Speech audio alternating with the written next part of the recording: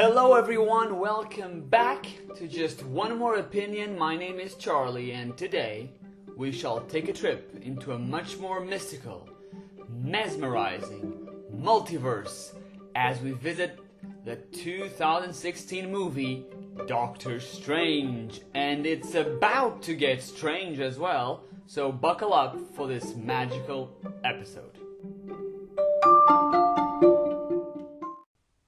Alright, let us begin. Doctor Strange is a new addition to the MCU as we are introduced to Dr. Stephen Strange, a brilliant neurosurgeon played by the so very talented Benedict Cumberbatch. He is a top tier actor. If you haven't seen him on Sherlock, go have a look. He's great in it. And here he plays a very interesting, complex character. So this casting was, in my opinion, perfect. The movie starts with, well, before the movie starts really, we have something exciting to talk about, a new Marvel logo with an awesome design animation showing different moments from past MCU movies, and the logo will change as the years go by, and I just loved it. I thought it was a great little add-on to the franchise that it reminds us with every movie how big the MCU is and is becoming. Doctor Strange takes us on a very different, unique story as we leave the land of the physical and explore the dimensions of the mystical.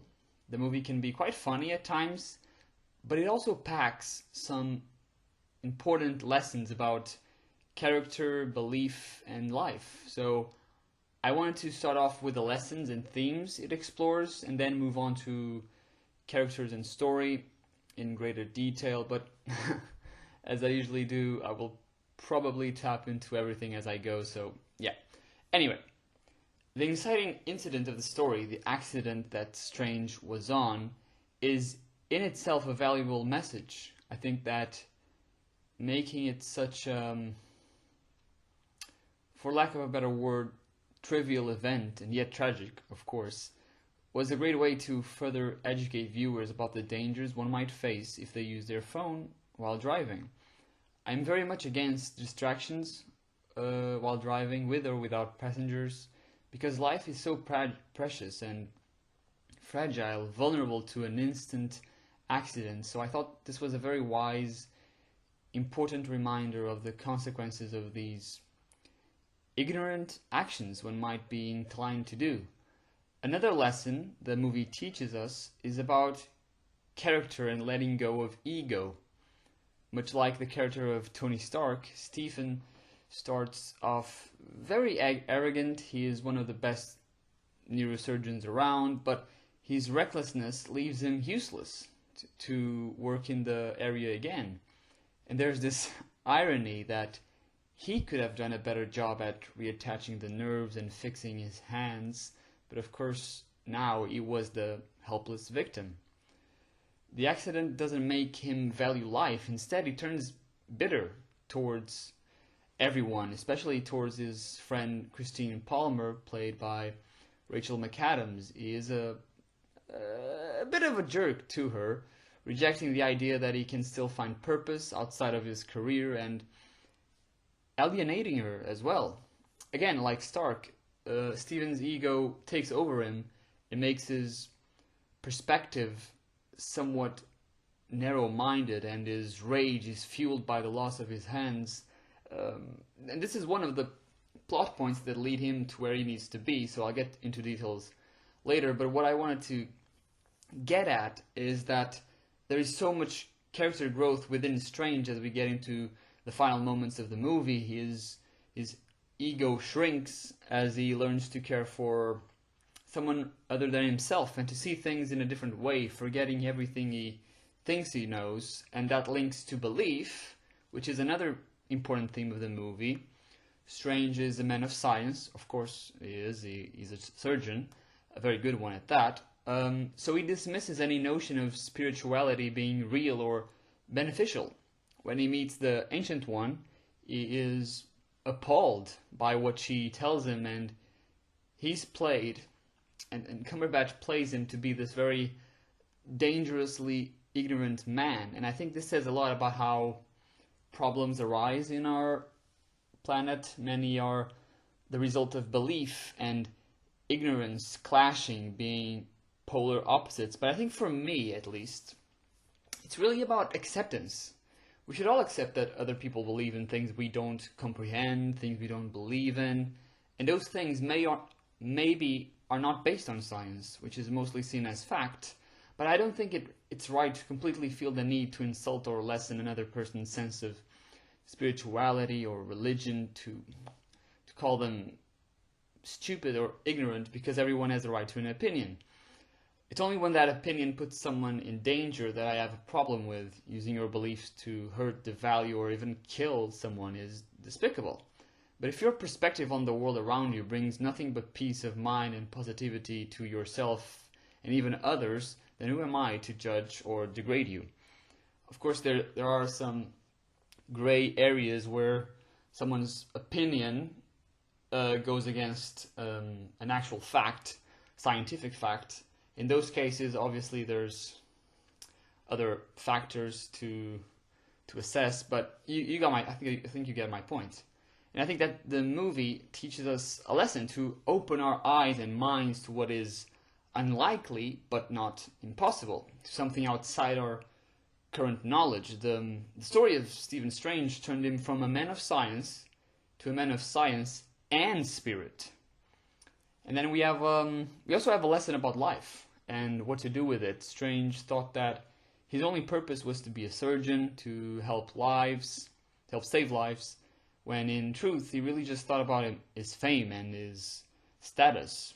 When the accident happens, he spends all his money and time to try to become of use again, but to no success. It's only at the end of the movie that he realizes how self-centered he had been, and decides to live in true service of others, preventing unknown disasters from happening and protecting the earth from otherworldly threats.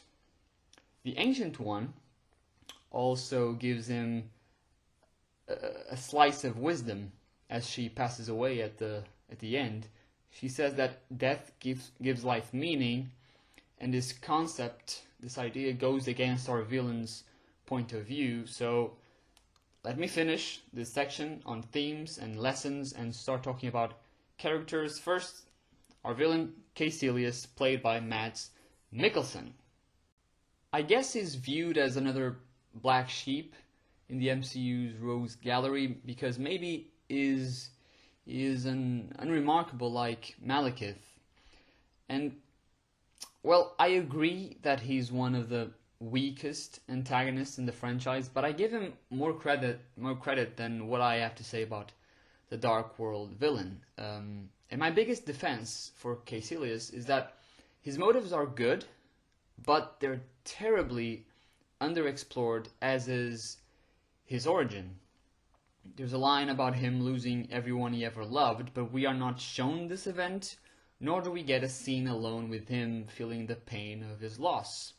Baron Zemo in Civil War worked for me because we spent a few moments alone with the character, and in the end he opened up to T'Challa. Here we get something like that when Strange confronts Caecilius and he tells the good doctor how he feels about the concepts of time and death. He describes time as our biggest enemy and death as an insult. And I have to say, from my life experience and my thoughts on both matters, I sort of see his point and even agree with him to some extent. Time is fighting against us, and sometimes it's excruciating to watch time win over and over again. And death, well, it is something terrifying to some, a type of insult for sure, especially when it doesn't take us but someone we love, turning us hopeless and scared. So his motives for wanting the world to live in an immortal spell do come from a very humane fear, but it was in the execution of his character arc that things go wrong. We have this scene, yes, but in no other moment are we specifically told the circumstances, the origins for his suffering, how his family died and why it has taken such a drastic toll on him that makes him turn to darkness on a whim. So I'm afraid they had something interesting around Caecilius, but they didn't develop it the way they should have. As I've mentioned before, we are also introduced to the character of the Ancient One, played by Tilda Swinton, a very mysterious individual who is hiding something from her students, including Mordo, played by Chiwetel Ejiofor. And Mordo is just this respectful pupil of hers who follows her teachings almost blindly, never questioning the truth he's presented. That's why he's deeply hurt upon discovering the truth at the end. You see, unlike Strange, who became open and curious, breaking the rules in the sake of true knowledge, Mordo has been believing everything he has been told by the Ancient One. He never once thought about her duplicity, and he cannot even admit that maybe he is wrong. So when he finds out he is wrong, his spirit breaks completely. The Ancient One has lied to him and everyone, but her dishonesty was not born out of evil intent. Like Strange says, she was a complicated person who did what she thought was right to protect her planet and the stability of the universe. In the moment of her demise, when Strange and her astral forms are in conversation, she also mentions something, this idea that craving success is not the same as fearing failure. And that kind of connected with me, and I'm sure with a lot of people as well, including Stephen Strange, of course. I won't go into more detail regarding that sort of teaching, but I thought it was a nice touch to an already unique death scene. I've also mentioned Christine Palmer, a dutiful surgeon and colleague of Strange with whom she had a relationship before, and she still has some hold on his sense of humanity. In some ways, she is anchor what keeps Strange from floating away. Of course, the tragic initial incident was a breaking point in their friendship, but Palmer's personality and values didn't let her become bitter towards Stephen like he became, because she did help him later on when he needed her medical intervention. And I love how the movie didn't revolve around their romance, not even providing the audience with a feel-good little kiss on the lips at the end, which I found, in a way, original, considering some movies end with that final PDA. Not here, though. The movie did follow some tropes, but I'll get into those in a bit.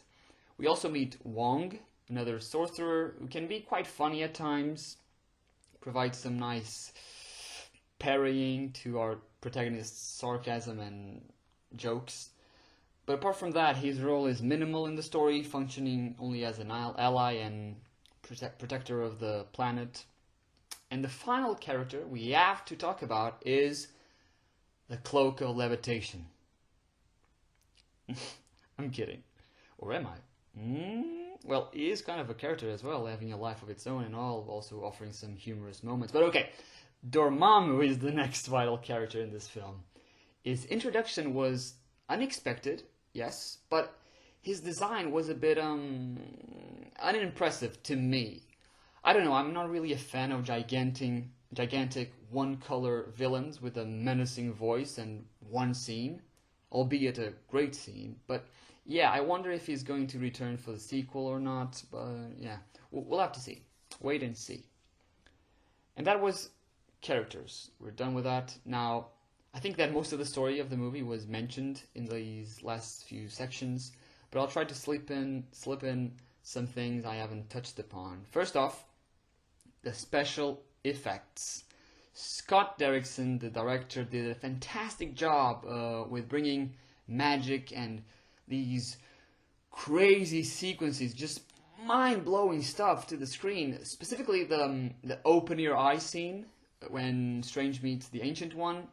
It just looked like an actual acid trip. Derrickson used some very creative ways to show how far they could go with the effects and how to explore the multiverse. there were lots of seamless transitions between shots, between moments in the real world and in the wild other dimensions. And as for our final battle, which wasn't really a battle, more of a conversation with some dying by strangest parts, I found this encounter quite innovative. Strange was very astute with his plan against Dormammu, offering a rather unique third act, and also very memeable. His bargain with Dormammu led to Caecilius and his zealots to disappear just like that, which was fine, I guess.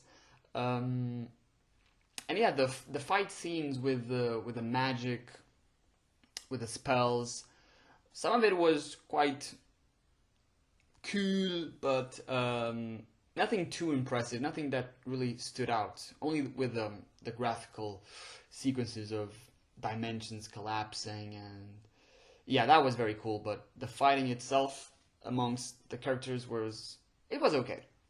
Also, introducing the Eye of Agamotto as the Time Stone was awesome, and the time manipulation animations were very cool as well. The post-credit scenes teased an angry Mordo with a vicious plan to rid the world of unworthy sorcerers, and the other one paved the way for Thor Ragnarok, as we were shown an actual clip from that film in which Doctor Strange makes an appearance.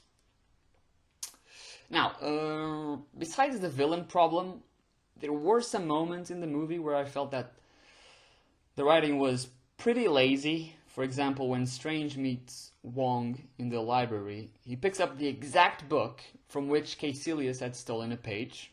Okay. And Wong tells Strange all about Caecilius. I just thought that was a necessary exposition, you know.